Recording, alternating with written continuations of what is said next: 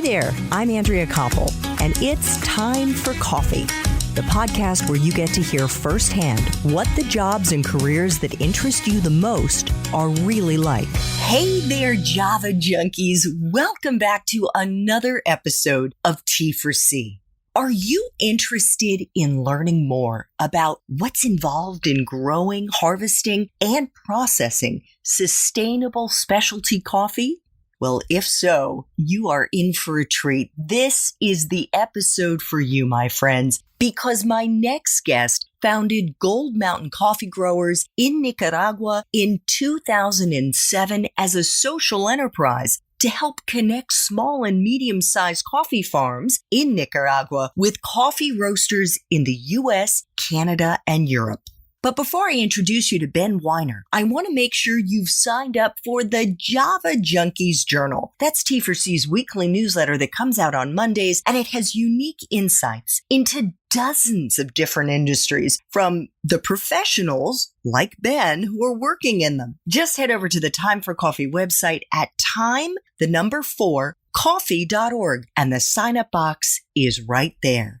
Now, my coffee lovers, please grab your mug and take a chug of your favorite caffeinated beverage, because it's time for another caffeinated career conversation. And my guest is Ben Weiner, the founder, president, and CEO of Gold Mountain Coffee Growers, a direct trade social enterprise that actually connects the farmers of exquisite specialty coffees in Nicaragua with roasters around the world. Ben founded Gold Mountain Coffee Growers in 2007 to try to cut out the middlemen, thereby increasing prices for farmers by up to 100%. As part of his social entrepreneurial endeavors, Ben has carried out a whole bunch of economic empowerment activities, and we are going to learn about them a little bit later. Earlier in his career from 2008 to 2013, Ben served as a legislative assistant to U.S. Senator Sheldon Whitehouse. He's a Democrat from Rhode Island, and he advised the senator on U.S. foreign policy. And from 2013 to 2015, Ben was advocacy counsel at Human Rights First, which is a nonpartisan nonprofit founded on human rights. And at that nonprofit, Ben worked to ensure that U.S. policy toward foreign countries promoted a strong rule of law and human rights. Since 2015, for the last 5 years, Ben has been working full-time on Gold Mountain Coffee Growers, which has its own farm in Nicaragua called Finca Idealista. Ben, welcome to Time for Coffee. Are you caffeinated and ready to go? Totally ready to go. Wired. Oh my God. So I have to tell you how amazing it is to finally connect. I know that during the harvesting season, which I believe is typically from October through March, is that right? Yes. Yeah. And even a little bit into April. Okay. And I know that during those months, you are up super, super early, like 4 a.m. early. Yeah. Sometimes earlier. And there are others who wake up earlier than me. Oh my God. Believe it or not. Yep. Wow. So what is it like during the summer months? We are doing this interview in mid-July. What time does the alarm go off at this time of the year? It's much more manageable now. And now I just kind of wake up at 6 something without the alarm. But in the transition's the tricky time, because if you've been waking up at 4 a.m, the next day you just wake up at 4 a.m, anyway, even if you haven't set your alarm. Wow. And what time do you go to bed? If it's the harvest, I almost don't sleep. I mean, I'll be working on financial and other bureaucracy at night, and then be out to pick up pickers early in the morning the next day. So it's challenging if you really throw yourself into the job, into farming, to be a farmer. It's a hard life. Yes. Oh my God. Well, let's kick things off today by talking about what you're doing right now at Gold Mountain Coffee Growers. And I think maybe we should set things up for our listeners to help them understand the coffee supply chain just very, very quickly. You don't have to go into any kind of detail at this point, but what are all the pieces involved and where do you fit into this puzzle? So, yeah, as you mentioned, there are a lot of pieces. So there's farming, which involves so much, and you could write a whole book about it. And then there's export and a lot of quality control. Then there's shipping, so exporting and shipping and importing, and then getting the coffee, which is still unroasted, up to the level of roasters who then roast it and either sell it to the public themselves or to other coffee shops and companies and institutions. And so Gold Mountain Coffee Growers has cut out much of the supply chain. So we do our own exporting and importing to cut out middlemen, and our specialty coffee farming group is able to bring our coffee from our farms, from our flagship farm, Finca di Lista, and from other farms who are members, all the way up to your local roastery in your community. And so that's something that wasn't traditionally done. And now there are more people trying to do initiatives like what we have set up, which is a great thing really for the world and for supply chains. Is another way of describing what you're doing at Gold Mountain Coffee Growers that you've kind of created a coffee cooperative? I wouldn't quite use the word cooperative because we've seen so much corruption in cooperatives. So we talk about ourselves as a specialty coffee farming group because we actually joined a cooperative that was a fair trade cooperative. And that was when we first started, when we first got our farm. And that was actually part of the reason of why we created our farming group, was because farmers in the cooperative started coming to us in hordes saying, this is not letting us feed our families. Can you help us connect directly with roasters? We need to do something different. And so there are farmers who wanted to be entrepreneurs and maybe just didn't have the connections or resources to do it. And so that was why we founded Gold Mountain Coffee Growers, to connect all of our farms directly with coffee roasters. And we based it on quality because, it was a gamble that we'd be more effective if our group was comprised of high cupping coffee, which if you're familiar with wine, it would be like high scores in wine. Well, coffee also gets scores that are high and low. Mm-hmm. Okay. And I think maybe we should just cut right to the chase. We're dancing a little bit around why your group was important to found. What is it about the middlemen, those that would have gone in their motorcycles or their trucks and collected the unprocessed beans from the farmers to then maybe do a little processing and then send it off to the roasters? What was the problem with that? Yeah, well, not to demonize middlemen, but in practice, I've met middlemen. And when I did my thesis research in Nicaragua, I learned that a lot of them are really struggling as well. But all the different levels in the coffee supply chain, and when you have too many levels, there are inefficiencies because everyone along the supply chain needs to make a little bit of money. And by the time the local middleman who drives in a almost broken down pickup truck to pick up some coffee off the top of a mountain, brings it to a processing plant, who then exports it, who gives it to an importer, who then gives it to a roaster, or even more levels than that, the farmer is going to see less than 2% of the earnings from that coffee that they worked so hard to produce. So the thing that we did that's different is just cutting out a whole bunch of these different levels, but also trying to be a bit more altruistic in what we're doing and not just taking all this money out of the supply chain and away from farmers specifically. We're trying to make more of it go back to farmers. Got it. So how are you doing that? We are the farmers who are supplying the roasters. So we do our own exporting. We do our own importing. We do our own distributing. And that doesn't mean that we own the shipping, the actual ship that goes through the Panama Canal, but we've cut out many different businesses that were between our farms and your coffee cup, all the way up, in our case, to the level of roasters. And so that helps farmers earn more. And we've also created all kinds of different mechanisms for financing for farms and for different social projects. And so that has also helped us have a bigger positive impact. We actually bought a rainforest just to protect it, so that there are these things that we can do that are a bit more altruistic and community friendly at origin. You what? You bought a rainforest? How did you do that? It was there next to our farm, and many coffee farms will say, oh, we protect this little corner for nature. But in our case, and really they've chopped down a lot of trees, unfortunately. There are a lot of evil sides to agriculture. And in our case, we didn't chop down trees to be farming coffee. We bought empty land. And then we also bought forested land next to our farm separately later on, just to protect it. And we patrol it with security guards to prevent deforestation, to prevent poaching. There are endangered three-toed sloths in there. There are all kinds of frogs that come out and hop around on our coffee trees as well. And it's also a water source for communities down below. There's no question, little by little, it was starting to be chopped down. And there are other neighbors who have chopped down lots of forests, and it breaks our hearts, walking and driving past those areas that not too long ago were lush forests. So yeah, we bought a rainforest just to protect it. Amazing. So how many farmers are there in Gold Mountain Coffee Growers? And what do you do actually to help them make more money?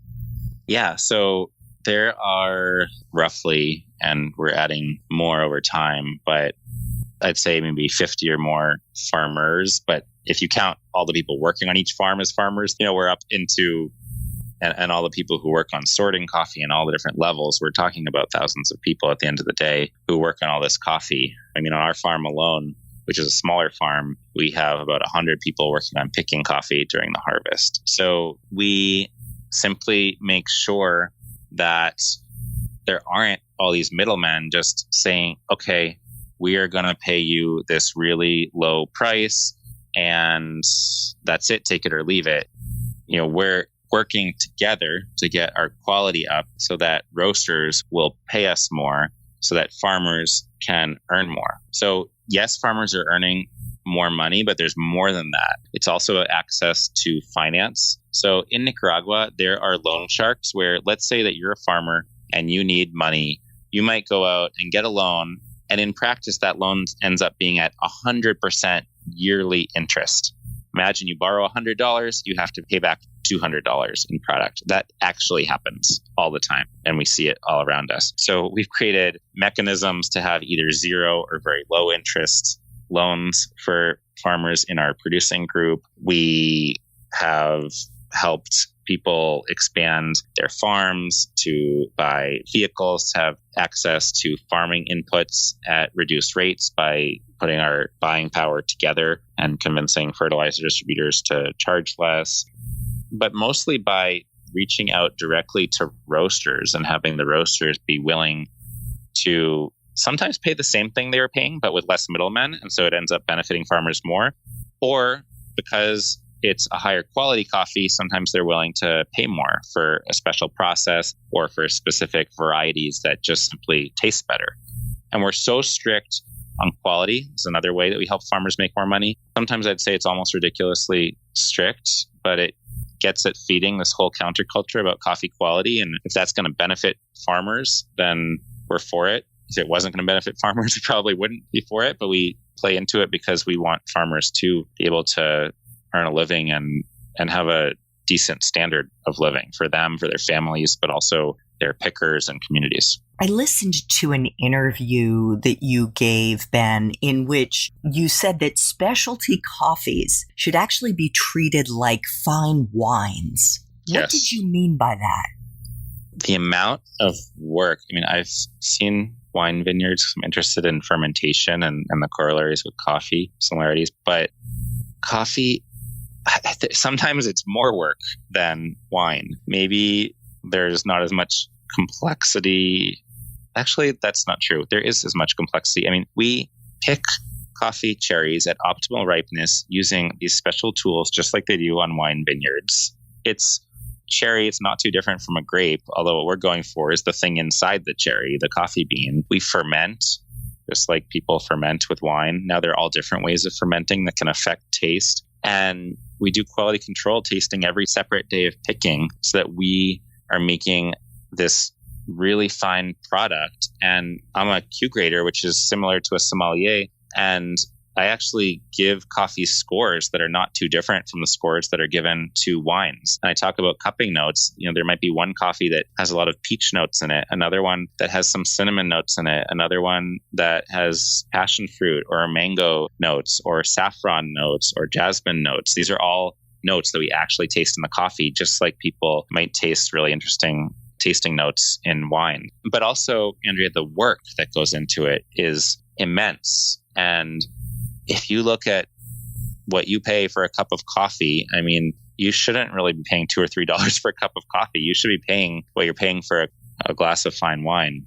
Try having your coffee in a wine glass that's tempered, that's not going to break, but it's worth it. I mean, you should really think about that when you're drinking your morning cup of coffee, that just as much work, or if not more work, went into that than into the wine that you might enjoy that evening. Amazing. Oh my God. And I'm going to ask you to take us into a typical day on the job in a moment, but I have to pick up on what you said about the wine making piece, because I recently interviewed the head winemaker at the Golan Heights Winery. He happens he happens to be an American who made Aliyah and has been living in Israel for the last 30 plus years. And he actually explained to me that, okay, I think 85% of wine is water, 14% is alcohol, and the remaining 1%, half of that 1% involves hundreds of thousands of compounds. And that is where the art and the science lies. I had no idea that it was that tiny of a fraction of the wine that influenced so much of the flavor, the body. And one of the many things that he's so obsessed with in winemaking is the fact that he said it's almost like taking a trip around the world when you uncork a bottle, because when it is fine wine, you are tasting things that are unique to that country, to that region, to that farm. Is it and the he same may as well with have been coffee? talking. Yeah, he may as well have been talking about coffee. You could just substitute the word coffee in there and he would be dead on. You could be tasting a fine Pacamara natural process from our farm or from other farms in our farming group, or you could be tasting a geisha, and then the Pacamara might taste like blackberries and raspberries and strawberries and apples and all these things. And you could be tasting a geisha, which is another variety that tastes like jasmine oftentimes, and it's very tea-like. And you could be tasting coffee from Kenya that might have this wonderful white grape-like taste to it. So yeah, you can travel all around the world right at your morning breakfast table. Incredible. Oh my God. I read, and I think it was on your website, that a typical coffee tree, when it's mature, and it takes a minimum of 3 years, but really up to 5 years for that to happen, only produces 1 to 1.5 pounds of coffee, and that harvests are only once a year. Yes, it's an awfully hard profession to be a coffee farmer. And when I first started researching coffee, people said to me, you do not go into this to be rich. And there was a actually more wealthy farmer driving me around telling me about coffee. And he was talking to me about all the difficulties and what they had to do to be able to farm coffee. And it's pretty ridiculous. Yeah. I mean, 5 years you'd be growing coffee if you started from zero without any income.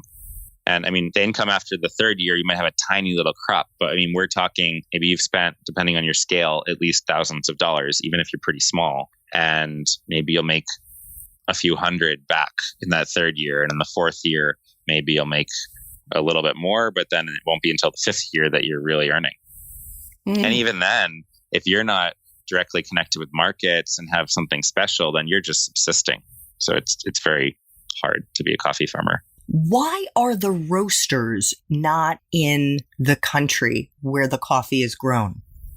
So obviously there are some local roasters, but for the most part, roasters want, or coffee shops or coffee connoisseurs want coffee that tastes good. And coffee, after you roast it, about a month after you roast it, it really is starting to fall off and not taste as good. It tastes stale. So that's why you'd have to be express shipping it.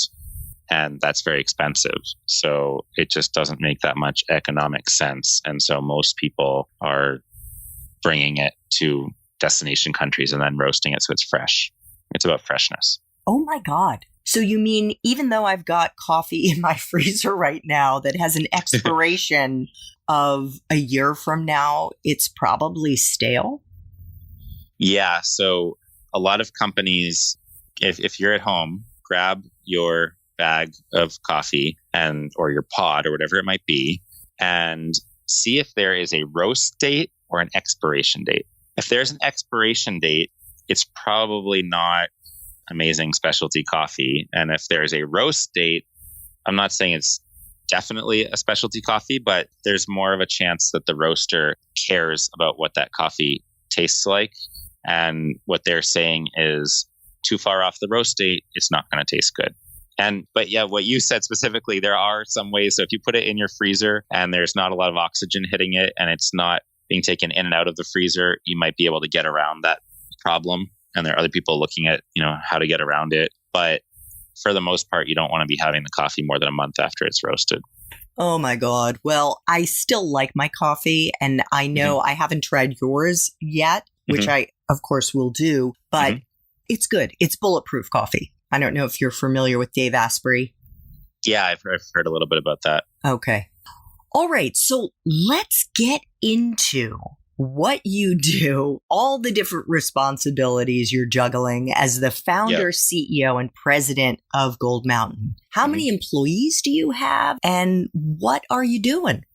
Yeah, so we have a much lighter footprint in the U.S. than in Nicaragua. So in the U.S., it's just a few people who are working on logistics and moving coffee around and helping tell the story about what we do. But in Nicaragua, that's where we are, because we're a group of farmers in Nicaragua. So we are anywhere from, during the off season, the staff of our farming group is anywhere from about, 15 to 20 people. But then when it's the harvest season, all of a sudden we are ramped up to, it could be 100 people working between picking and washing and doing other things just on our farm alone. And then on every other farm in our group, it could be anywhere from 10 up to 100 people. And then we have people sorting the coffee, which could be up to about 80 people. We have managers. We like to promote the role of women because it's a very macho, male-dominated society. So our highest up managers are female, and they'll be supervising everything that's going on. And then we have other levels of supervisors who are traveling out around the mountains, making sure that there's quality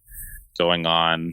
And then my job is to just hike, drive, walk around and make sure that everything is in line. I do a lot of quality control work still, tasting every single day of picking. And I'm looking around at, are we growing, picking, sorting, depulping, fermenting, washing, drying, doing more sorting, packing? Are we doing all that well? Are there any new efficiencies that we have to be coming up with, or is there problem solving to go on? So it's quite the dynamic job and life, and there really aren't 2 days that are exactly the same. Well, I was just going to ask you, could you take us into a typical day, maybe during the harvesting season? Yeah. And then now in the off season?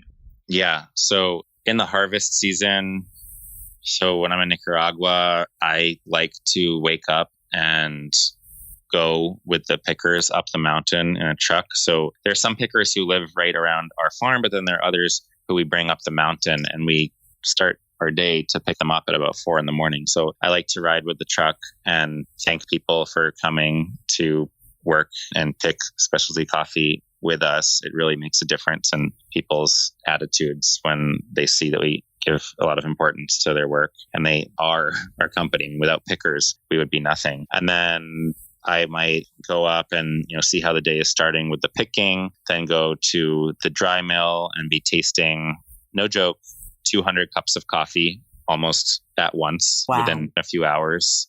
And there's this whole cupping protocol, which is quality control. And then I'll walk around and see, are we drying the coffee the way that it needs to be done? Are we storing it the right way? And probably somewhere in all that, a roaster will call me and talk to them about what certain coffee might be good for different purposes that they have in their business. And maybe we're doing some social media work and coordinating with our team. I mean, there's just so much going on. Another day, I might be hiking out where a truck can't drive to meet a new farmer and tell them about how our farming group works, and maybe accompanying their coffee out to the main road on horseback, Oh the coffee my on gosh. horseback and us walking because we can't carry that much coffee that far because they're so far off the beaten path. Yeah, there really aren't typical days. And when I'm in the US, I am calling customers almost all day long to make sure that they're happy, to make sure that they have the coffee that they need, to talk to them about what new coffees are going to be coming online from the fresh harvest that we're working on. So a lot of reaching out and to customers. And then our team is being very creative with everything from maybe thinking about producing a movie ourselves or doing something that really gets the word out about what we're doing, to finance and keeping track of things and shipping coffee around as efficiently as possible. So there's really a lot, and I'm making sure that everything happens, but I'm also still very active in the quality control and in reaching out to customers. So when you say customers, are you referring to your roasters? Is that who your customers are, or do they expand beyond that? Mostly roasters. So we do some consulting on quality control and helping some roasters make good buying decisions. We do sample roasting very, very well because of our extraordinary experience with it in Nicaragua. And so sometimes roasters will call up and ask if they can send us a bunch of different coffees and help us choose the best ones, or informally sometimes help them dial in roasts of our coffees. And yeah, but customers are mostly roasters. Okay. And when you talk about your meeting with farmers, I know among the services that you provide at Gold Mountain Coffee Growers is advising on different growing strategies, disease prevention, pruning, fertilization, and I'm sure there are many others. Is that something that you're doing, Ben, or are there other experts in your company who advise on this? To some extent, me, but more different experts in our company. So, I mean, I've been there for a while, but there are people working within Gold Mountain. I mean, first of all, Gold Mountain, they're farmers, so we're made up of farmers. But then we have quality control staff. And so that quality control staff, I mean, since they were the first day they were born, they were probably even born on a coffee farm, if not the local hospital. And so they've grown up in that environment, and they have more experience in many cases than an agronomist with a doctorate degree in coffee diseases, because they've seen and experienced and lived how coffee growing works and what doesn't, and creative solutions in coffee farming. So, and then some people have high degrees and some don't in our farming group. So yeah, it's definitely a group effort, providing lots of advice, also providing a bunch of financial advice, because it's hard to run the finances of coffee farms. So sometimes a farmer will ask for a loan and we'll say, well, do you really need that? Or maybe you'd be better off waiting until this certain thing happens. Or did you realize that you have a big payment coming, so maybe you don't need that loan? And while it would result in interest for our group that then goes back into a pot of bigger loans for everyone, maybe you don't need loans. Maybe there's a way to get around it. Or have you thought about doing this other way of fertilizing to get a little bit more bang for your efforts? And so that there's a lot of advice that we give. But then at the same time, we're a group of farmers and we do learn from each other. And so it's kind of this whole circle of learning and experimenting, because the coffee farming world is just, you never stop learning in it.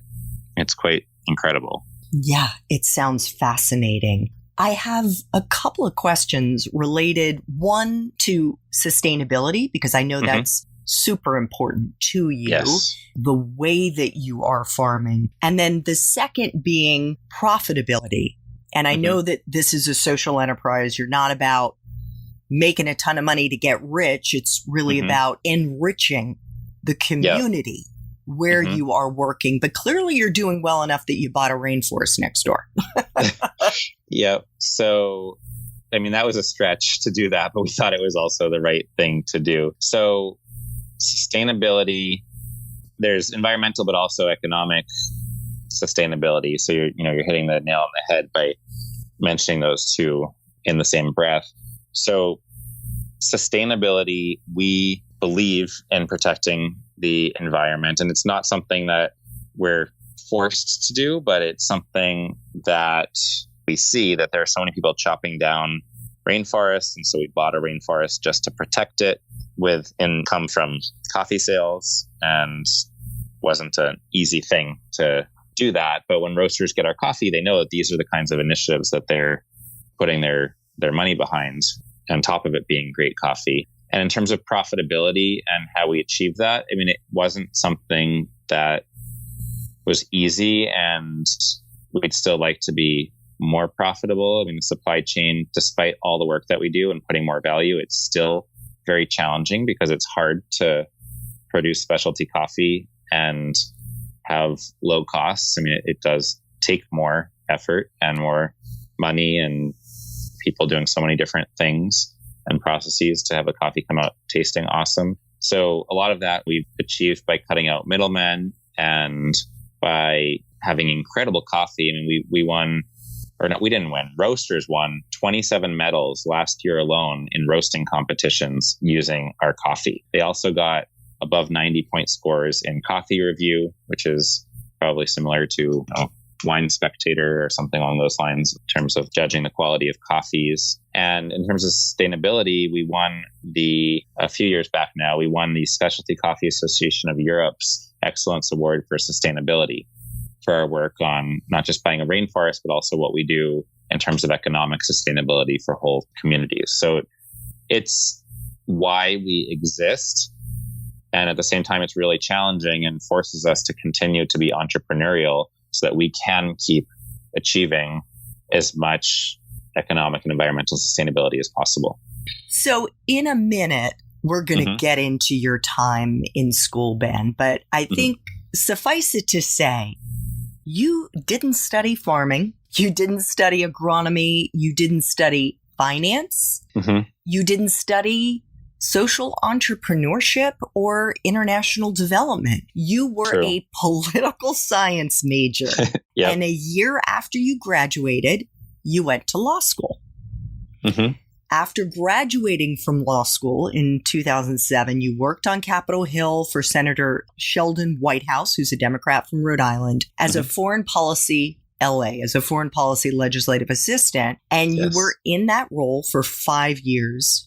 You then worked for Human Rights First as an advocacy counsel for 2 years. How did you go from those white-collar office jobs to becoming a social entrepreneur in the coffee industry, where, as you said, you are often hiking, you're going through jungles, you're working in the hot sun, and sometimes with your hands in the dirt? Yeah. So there are kind of two roads. There was kind of the mental journey, or where my heart has gone in terms of work, and then the actual career journey. And so I still remember studying civil procedure in law school and thinking about people in Guatemala, where I had just worked not too long before, the year before, and very challenged communities. And there was a mudslide in Guatemala, and a lot of people were suffering and had died, and I wanted to be doing something. And meanwhile, I was thinking, why am I sitting here in this library where I can hear a pin drop, studying Rule 14 and Rule 16b and Rule 56a and all of these very technical legal concepts? So throughout my career, I've been really driven to want to have an impact. And so the way I was able to get through those more boring moments was to think about, okay, I want to be having an impact with my career. And that's why I'm studying. And that's why I should do well on this next test and get through undergrad and get through law school. And in terms of the career paths, I guess it's always been about having an impact. So back in high school, working in journalism, I thought, okay, I want to work in public policy. That'll be my next step because I want to be doing more than just, obviously, I put a huge value on journalism. And I think that it's important to get the word out about changes that have to happen. But then I kept seeing this limit of, okay, I'm putting all these articles in our town newspaper, but things aren't changing. You have to actually work on the policy side to change them. So then I thought, okay, I'm going to do poli-sci so I can get maybe even law school after that. And then in undergrad, I remember thinking, okay, I'm going to work on domestic policy and education. That's important. But then I went on these trips during, we called it alternative spring break. I went to the Dominican Republic and some other trips, and I saw all these ways that I thought I could be changing things internationally on an even bigger scale. And then I interned in college for Congressman Gebhardt in Missouri. And I started seeing, okay, I could be having a big effect. And people said you should go to law school. So I did. And my dad was a lawyer, a prosecutor. And so I followed in his footsteps a bit. But then I started thinking about all my international experiences and thinking, I want to work on international policy. I want to be a foreign policy LA. I mean, I know that a lot of people might not know exactly what they want to do, but I thought in law school, I know what I want to do. And for any of you listening who are in law school or who might go to law school or even get an MBA or something else along those lines, or really any job, your career center, make sure that they don't push you to do something you don't want to do. I remember having this kind of peer pressure, but also pressure from some professionals around who were saying, oh, do you have a job yet? Because everyone else had a high-paying job with a huge signing bonus that was probably similar to what I was going to make an entire year working in, public interest law. And I didn't get my job until after I graduated, and I was looked down upon for that, for not having a job lined up in a high-paying law firm a year or even more before graduating. So have faith in yourself and in what you want to do and pursue your dreams and make sure that you do seek out jobs that are going to be meaningful to you. And then after law school, I just really hit the ground running with a career search and searched all over the Hill and started planning to move to DC. And then that was actually when I got this job, and I was so elated to have it. And then I worked a lot on international policy. And then after that, I started thinking, okay, I want to have a direct impact. I'm going to get back into human rights. And so I started working on human rights. All the while with this, I had bought a coffee farm and it was kind of a hobby, and Gold Mountain Coffee Growers was growing because we did have awesome quality and we were doing a lot of great things, but I was just not sleeping at night, doing a lot of work, making that function at the same time. And it grew into a bigger social enterprise. And then it just got to be too much, the coffee work, and then also having a day job. And so eventually I had to say, okay, I'm going to just throw myself 100% into this passion that I love, which is coffee. I'm going to get my Q rating license, which is like a sommelier, but for coffee, and really help it grow. It was kind of I saw this place where it could either kind of stagnate or it could really take off. And it was starting to take off to some extent on its own, but it needed a push. And so that was my unconventional career path, with the theme behind it being always trying to have a positive impact in the world. That's my motivation. So thank you so much for sharing that. But you just kind of slipped in there at the end about how you had bought a coffee farm. Yes. So how the heck did that come about? And how did you get Gold Mountain off the ground before you got your Q license? Did you know anything about coffee? I mean, why did you buy a coffee farm? My first experience with coffee was spitting it out when I was a little kid, and I thought it was hot chocolate, and my mom had left it on the kitchen table, and it had milk in it, and it was gross. And it probably was gross coffee, to be fair. It probably didn't taste good back then. And so, yeah, as I was graduating law school, I had kept visiting Nicaragua since doing my thesis research there in undergrad. And so I'd kept up friendships, and I would travel there, and I'd done some consulting work for a large farm, helping them build some safer cook stoves so that people wouldn't be getting pneumonia. Mostly women and kids were getting pneumonia because they were hanging out in the house. And people's idea of a cook stove was just an open hearth with all the smoke going into everybody's lungs and everyone getting bronchitis and pneumonia. And so I did some consulting work on that. And so I kept traveling back to Nicaragua. And along the way, every time I went, I should have read the writing on the wall, but someone would offer me a coffee farm and say, would you like to buy this farm? And I kept saying, no, that's crazy. And then even back then, before I had bought a farm, people started saying, can you help connect us with markets? And I was starting to see, okay, wait, there are some challenges here. And so maybe I should have put two and two together and not bought a coffee farm because it's a losing proposition economically. But I did buy a coffee farm, and I still have some old files on my computer about how coffee is going to fund education and we're going to make a difference through coffee in the education world in Nicaragua. But I realized, okay, if this coffee is all sold locally in Nicaragua, I mean, I had friends helping farm it and take care of it. And so first of all, there was corruption. Second of all, there was selling it for below production cost is the way that most people sell their coffee at far too many coffee origins and far too many situations. And many people don't even realize that they're subsisting off their beans and they're subsidizing the coffee world by selling below production costs. And so it was really a losing proposition. So I, even back then, just used some of my place in the world of having traveling and being able to move with samples between worlds and offer coffee to roasters to learn a bit about quality and bridge those worlds, and found Gold Mountain Coffee Growers as a group of farmers to bring our coffee directly from farmers to roasters. And so it started having some impact back then, but in a smaller way. And it made our farm, I wouldn't quite say profitable at first, but at least after a few years, we weren't losing money. And then that was just, a hobby that I kept going mostly at night and during vacations, to be honest. It was a passion project.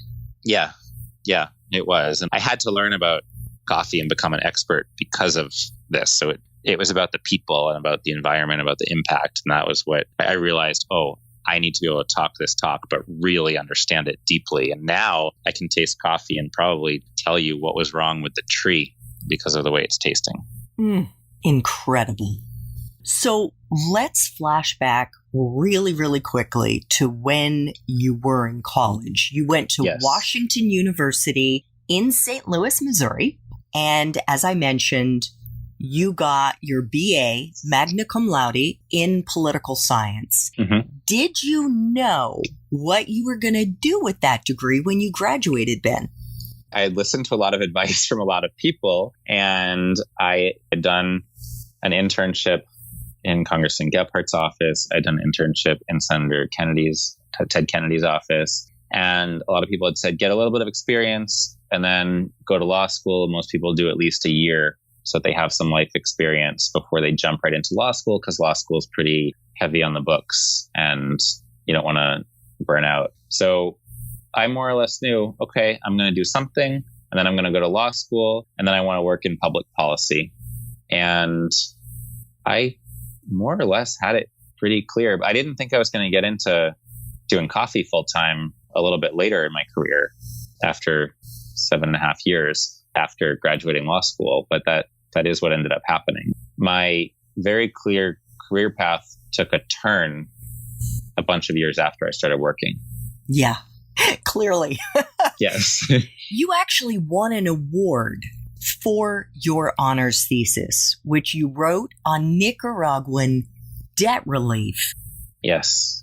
Do you remember enough about that thesis to give us the headline? I'm just curious. Did it plant a seed in your brain that was actually germinating then for a number of years about how you might help Nicaragua economically? Yeah, it showed me, doing the research for it taught me a lot about how Nicaragua's economy works and how a lot of economies in the developing world work by interviewing so many people. And it gave me the opportunity to say, I'm a student.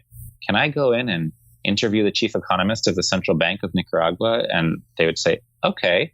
Say, I'm a student. Can I go interview the head of this gigantic exporting corporation? And they'd say, okay, come in on Tuesday at 10 o'clock. And so it really opened a lot of doors doing that research. And the nutshell of the research was there was this debt pardon it was called the Highly Indebted Poor Countries Initiative, whereby the IMF, International Monetary Fund, and the World Bank and the Paris Club, which was a bunch of European countries lending to developing countries, were going to pardon the external debt of Nicaragua.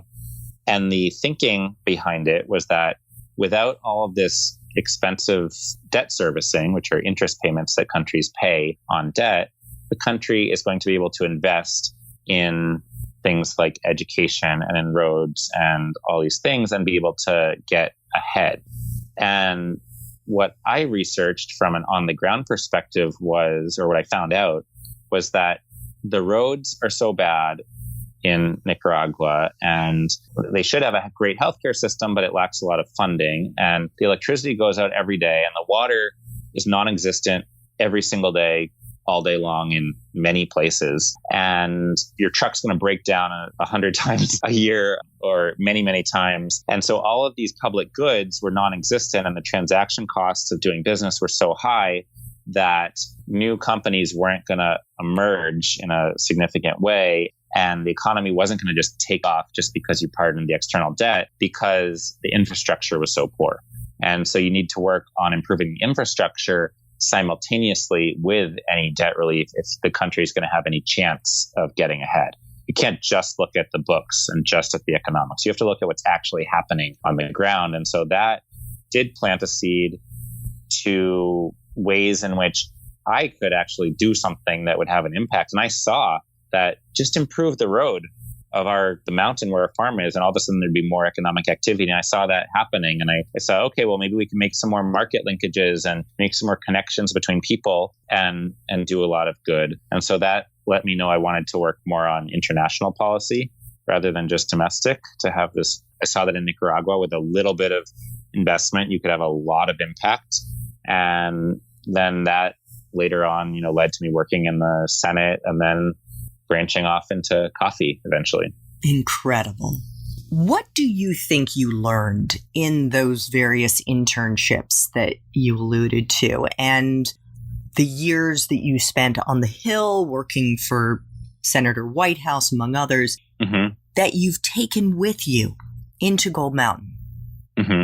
I learned that there are so many systems that need fixing, whether it be in U.S. foreign assistance so that it can be more effective, whether it be in military waste. I mean, part of a little working group of a few Senate staffers, and we cut out hundreds of millions of dollars of military waste just by asking some questions. The fact of it was incredible. And then when I was an intern in Congressman Gephardt's office, I was tasked with a few projects where just my making some inquiries about a certain topic would do good in the world. And so I learned in not just there, but also in internships with CBS News in Boston and my local newspaper, my town newspaper in high school, that there are so many systems that need to be fixed. And if you just look at the world with how can I improve the ways in which we do things, so that could be that you invent something, or it could mean that you come up with a better way of running something, then you can really, it could have monetary rewards, but it could also have very positive social and environmental rewards for all of us. So that's what I learned in many, many different extracurricular activities and internships. I would encourage people to have as many of them as they can.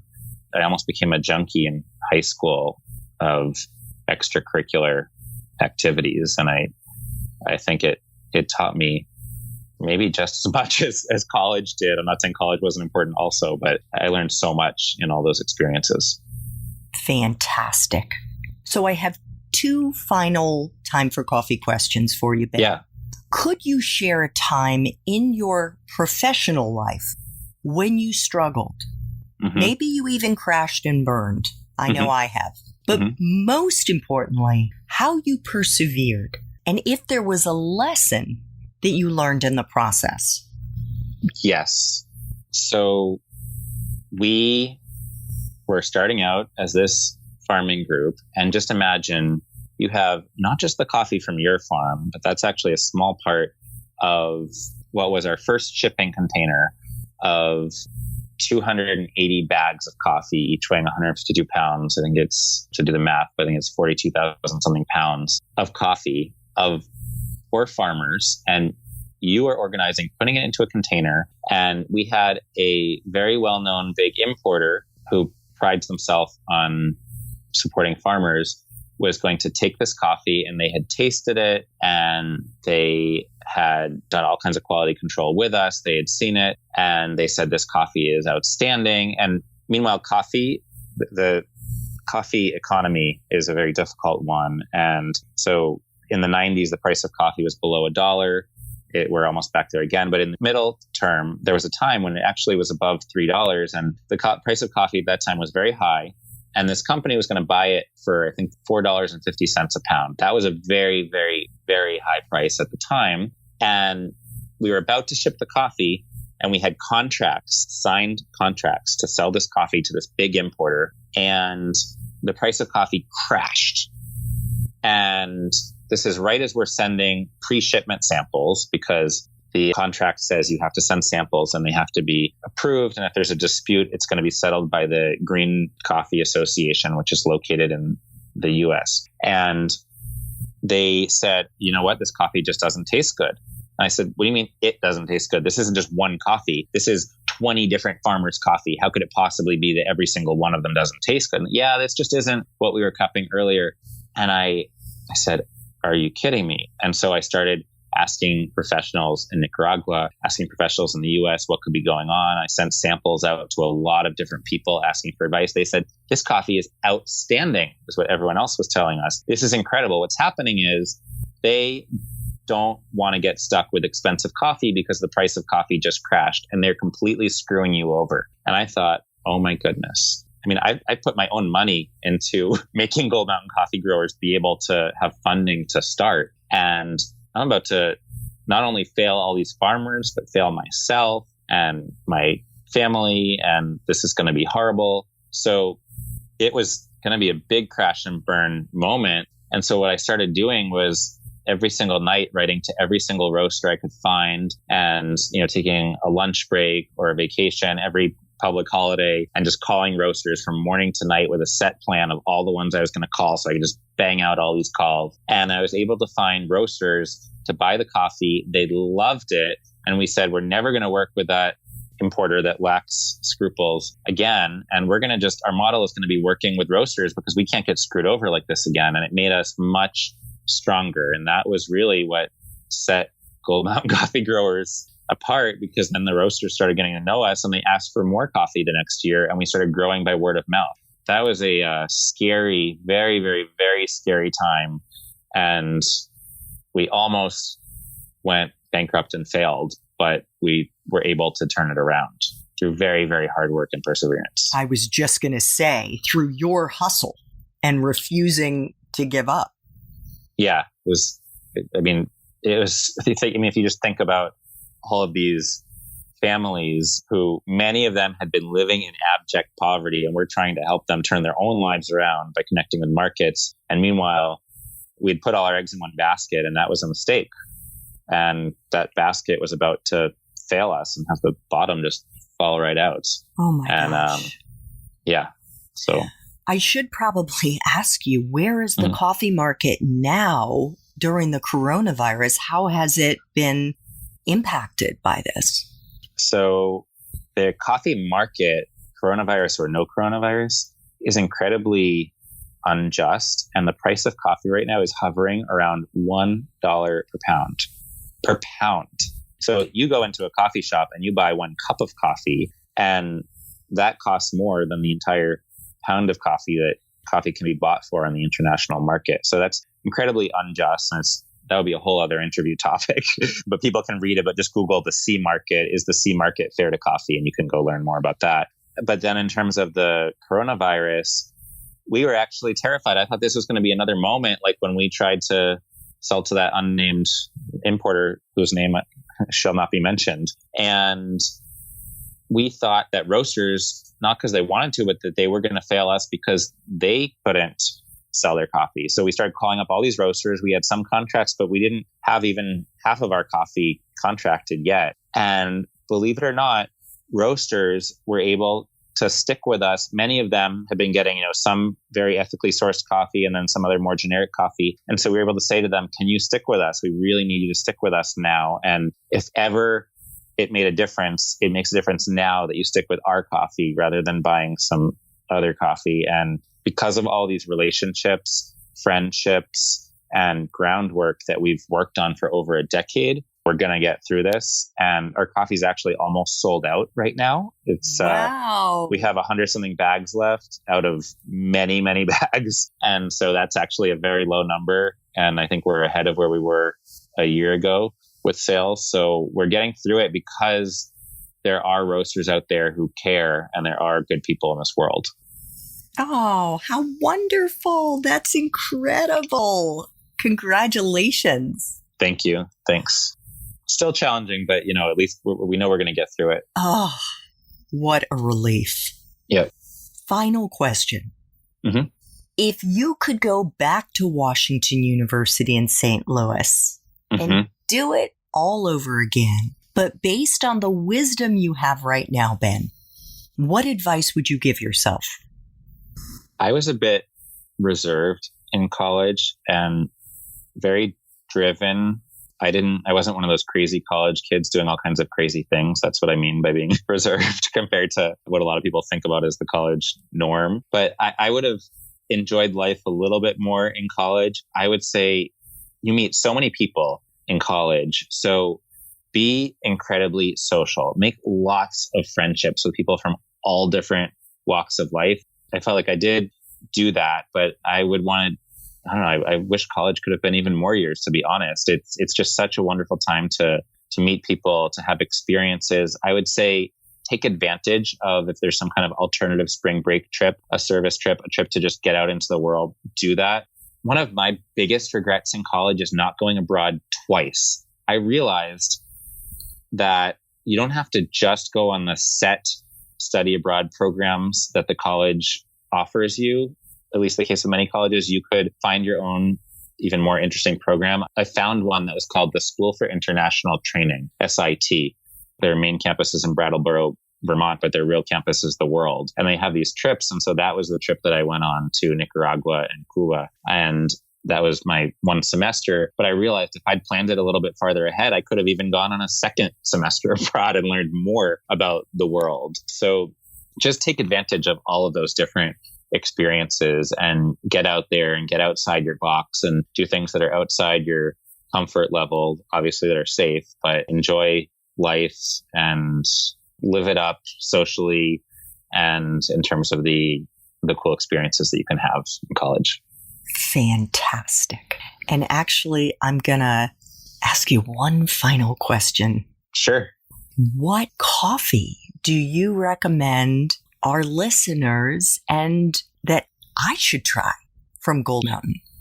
Okay, it's almost like asking to choose between children because we work so hard on all the different coffees that they come out with incredible cupping notes and scores. And the worst ones don't get exported or get put into a cheaper product. But that said, a really fun one to try is the Brix Breaker. And we talked earlier about wine and coffee, and people use Brix refractometers to measure the sugar content of grapes for wine. Well, we're using them to measure coffee cherries. And with our Pacamara variety, naturally processed coffee dried in the entire cherry, we get really high natural sugar readings in it. And it tastes like someone has dumped fruit and sugar and honey and all these amazing tastes into your coffee. So if you can find a roaster that has the Brix Breaker, if you Google it, I bet you'll find it. But if not, send us an email or a direct message. Our social media is at GoldMTN Coffee. And seek out that coffee.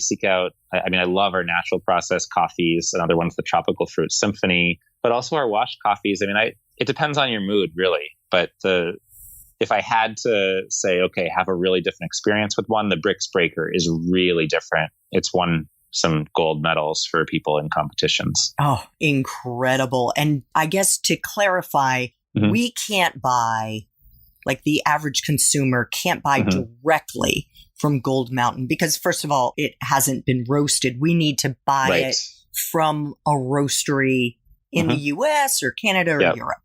Yes, or even Singapore or the Middle East now. There's some people appreciating our coffees, and a lot of roasters appreciating it in a lot of corners of the world now. Oh, that's so awesome. Yep. Ben, I want to thank you from the bottom of my coffee cup for making the time for coffee today with me in the Time for Coffee community. I want to thank you for being such a wonderful human being, doing the work that you're doing to help communities in Nicaragua and to educate all of us about all of the different ways that we can take our education and our passion and our interests and make this world a little bit of a better place. Thanks so much, Andrea. It's been wonderful talking, and I hope that it's been educational for some people to think about what they want to do with their lives. Thanks so much for listening to Time for Coffee, where the professionals in the jobs that most interest you always have time to grab coffee 24/7, no matter where you live. I have one quick favor to ask you. Remember to rate, review, and subscribe to Time for Coffee. Thanks so much.